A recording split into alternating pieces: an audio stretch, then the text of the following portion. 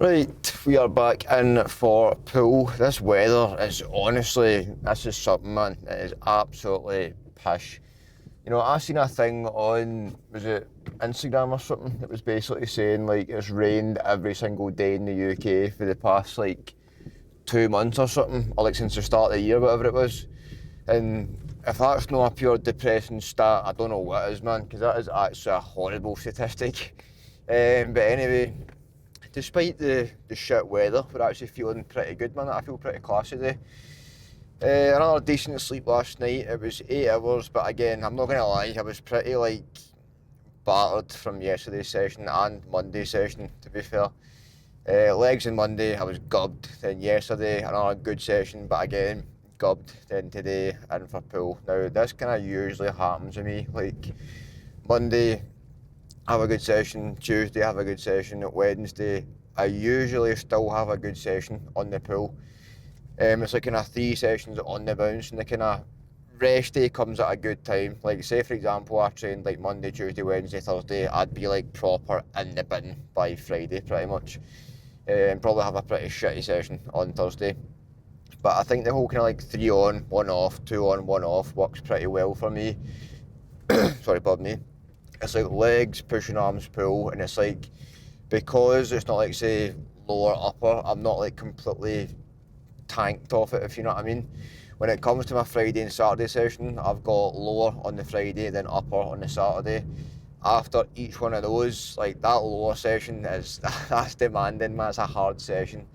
Then the upper session itself is pretty long because obviously it's back, delts, and chest and arms as well.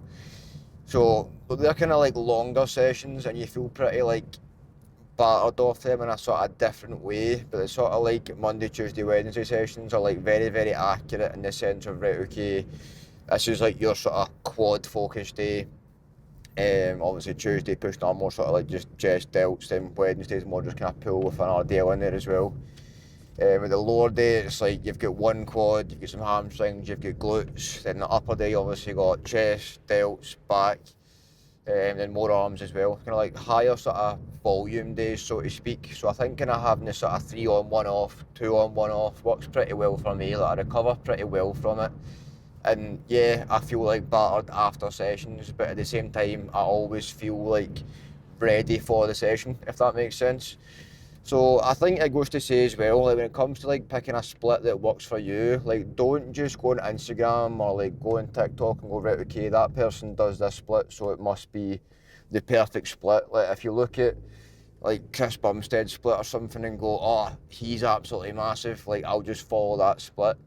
I'm not saying that's a bad thing to do by any means. If anything, if you're new to the gym, cool, go and do all that kind of stuff, because it's like you're not at a level where you need to like prioritise certain areas to like grow those areas, you know what I mean? That being said, neither am I. Like I'm not at that level to kind of like have to go, right, okay, I need to focus more on this, more on this. I just need to get bigger overall. Like I don't need to pure do specific movements for specific areas. Like just in general, I need to be bigger all round. Like that's easy enough to say, you know what I mean? Like I can go, right, okay, Aiden, yeah, that might look pretty decent. I might look decent too, but it's just nowhere near big enough, you know what I mean? So when it goes to picking a split, find something that you actually enjoy. Don't like go on like Instagram, TikTok and go, right, okay, they're doing that split, I'm gonna just copy it. Because see if you do it right and you go, this is absolutely fucking shit. Like it doesn't feel good for me. I don't enjoy it. I don't connect well with like these sort of like days. I don't recover well enough between sessions. Then just don't do it. Like what I would say personally, if you're new to the gym, and by new I mean like even 2 3 years in, literally just find something you enjoy and get strong at movements. Simple as that. Like, sorry, pardon me, I got a pure like tickly throat, man, but it's not like a cough, so don't worry, it's fine. I got a wee bit of tickly throat here, man. But like me, for example, I wish when I like first started the gym, someone just said to me, right, okay, have fun and get strong as fuck. I just wish somebody said that to me, but unfortunately, I was like one of those guys looking on like Instagram and like YouTube going, right, okay, what's the best split? What is like the best thing to do? Like, you just don't need to do that, man. Find something that you actually enjoy. Find a way of training that you actually enjoy, whether it be like lower rep ranges or higher rep ranges, whatever. Like, as long as you're creating Solid stimulus. By the way, if you're new to the gym, you'll create stimulus by doing pretty much fucking anything, to be honest. So again, just find something that you enjoy, and then get strong at it, man. That's sort of the best advice you probably ever hear. Like, not saying that it's my advice and it's the best thing ever, but like anybody that has like been in the gym for so long, I can probably guarantee when they first started off, they wished they just kind of picked things that were fun and they enjoyed and got strong at it, man. Because it is like the easiest way to grow when you're new to the gym anyway.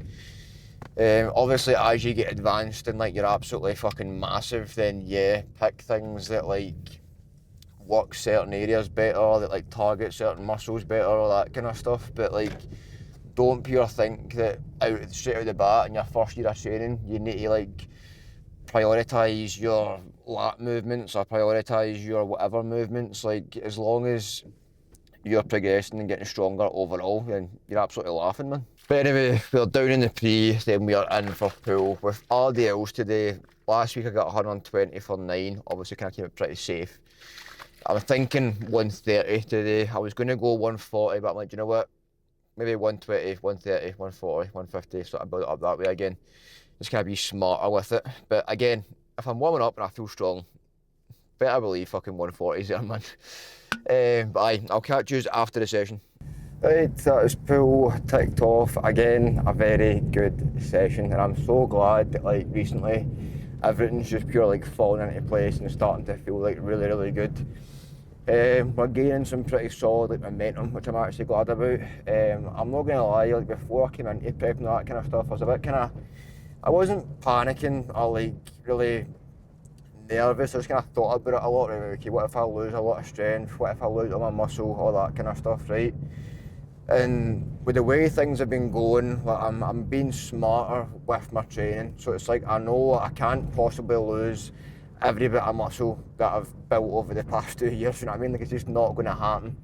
Because I'm being smarter. I'm making sure that I'm doing things right and like not rushing things, not being stupid with my sets, all that kind of stuff. And it's just like I can see it like, every morning. I wake up, I'm like, right, okay, I look good. I feel tighter. I feel better.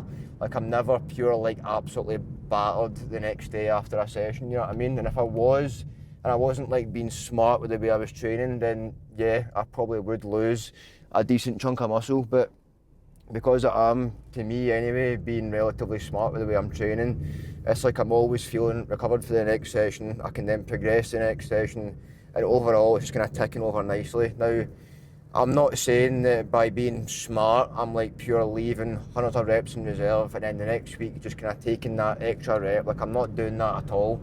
Like, I'm just stopping my sets when I know, right, okay, that next rep is probably a 50-50 or the form will be absolutely shit, all that kind of stuff. And like, over the sort of the years of training, you do kind of learn what failure actually is. And it's not like a case of, right, okay, that rep looked insanely hard, so it must have been like so close to failure. Like, see, if your form's absolutely diabolically shit, right, you're going to make every single rep look pretty hard.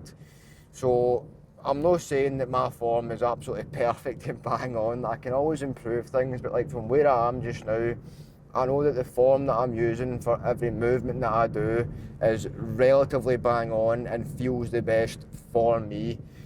So when I'm kind of like aiming for failure or like as close as I possibly can get to failure, I'm not just like throwing about weight, trying to get as many reps as I possibly can, like not controlling anything. Like, nah, when I'm failing, I'm making sure that my target muscle is failing and not some other muscle that's just kind of taking over because my form's that bad, you know what I mean? So it ties into the sort of like the last segment when it comes to like kind of how to like program your splits, all that kind of stuff. Like, you also need to learn how to train properly. Like, you could train absolutely any split, right? But if your form is shit, your effort is shit, you're not going to get much out of any split that you choose, you know what I mean? So when it comes to choosing your split, make sure you're choosing something you enjoy, yes, but also make sure that you're actually prioritising your recovery in general, your execution of movements first off. Like, if you're executing movements absolutely horrifically, chances are you will feel absolutely tanked after every session because you're just like targeting every muscle group possible, trying to throw about weight, you know what I mean? Like, you need to make sure that your form is somewhat decent. Now, I'm not saying you have to be like proper, like insanely strict and that everything has to be like pure pristine and perfect. Like, nah, of course you can use a little bit of a bit of oomph here and there, you know what I mean? But like your sets and reps should be as accurate as they possibly can be. So, aye, when it comes to programming, when it comes to like actually executing the split in general, just make sure that your execution, your overall form is near enough spot on. Yeah, maybe a kind of last rep or two a bit more aggressive here and there, but like for the most part, your sets have to be very, very accurate. Like if you're trying to build your back, make sure you're actually using the target muscle you're aiming for. Like say for example a T-bar row, right? If you're in a T-bar row and your chest is like literally vertical to the floor and you're like completely off the chest pad, there is like no chest support whatsoever, chances are you're not targeting the muscles you actually want to target.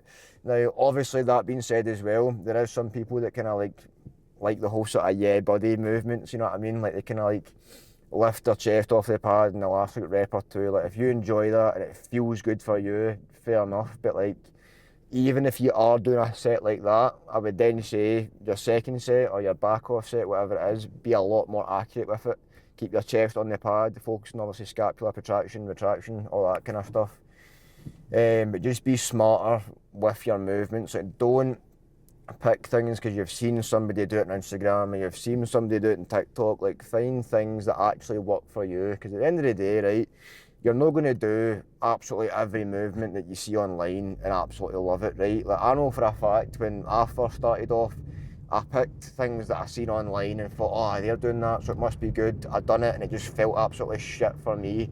Now, that being said as well, my form back then probably wasn't absolutely bang on, you know what I mean? But you're not going to do every movement and enjoy it. So when I say pick things that you actually enjoy, find something that actually you can connect well with. Like you go, do you know what, my form's pretty good there, and do you know what, that feels fucking good for me. Like, that actually feels really nice. And if it feels good, cool, stick with it, then kind of try and progress it week in, week out. But what you don't want to do is pick your split, pick certain movements, then between week 1 and week 2 you go, in fact, do you know what, I'm going to patch that and do this. And the next week you go, do you know what, I'm going to patch that and do this. And like keep changing your movements. Don't consistently change everything. If you can't get a solid run at something, then again, you're going to have this whole sort of issue of like you can't really track your movements properly. You don't know if you're progressing or not. Are you actually getting stronger? It's a different machine, a different kind of movement pattern, all that kind of stuff. You want things to be relatively similar. Like if you go to a different gym, for example, right? Yeah, in that case, you want to try something new, cool, go for it. But when you're back in your home gym, you're making sure that the majority of your movements are consistently staying the same, so that week in, week out, you can know, right, okay, that is progressing. I gained a rep on that, or I gained 2 reps on that, or I added 2.5 kg there, whatever it is, right? Pick a split you enjoy, make sure your execution overall form is at least 95% accurate, or majority of the time accurate.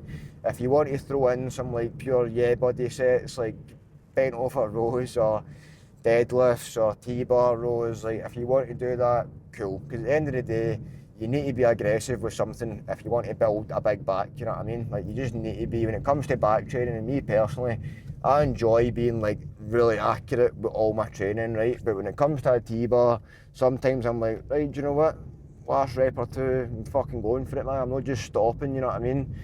So it's kind of finding the balance of what works for you, what actually feels good for you, and not just being like a pure sheep and following on because somebody on Instagram or TikTok's done this movement, so that means I need to do it. Like, nah, just pick what you enjoy, pick what feels good for you, and just stick with it for a long period of time. But aye, that is today's topic, realistically covered about the whole sort of like execution and how to pick a split, all that kind of stuff. Find what you enjoy, find what you can recover from, nail your execution for the most part.